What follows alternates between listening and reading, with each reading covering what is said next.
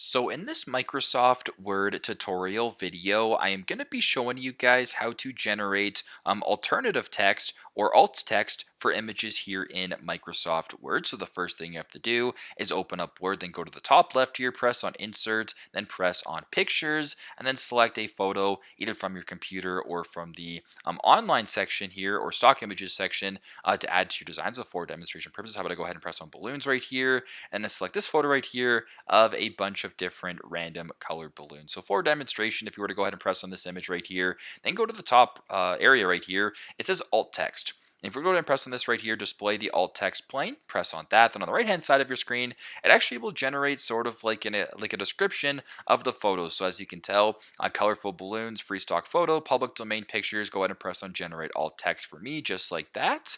It's not going to take a couple seconds. And what you can actually do now is copy and paste this if you want and actually sort of put it in. So you can go ahead and put this right here. I'll just do a group of balloons. So if you were to go ahead and put this underneath, for example, or above, you sort of have a description of some alt text for your image further. So pretty straightforward, pretty simple. This is how to add alt text or alternative text to an image here in Microsoft Word.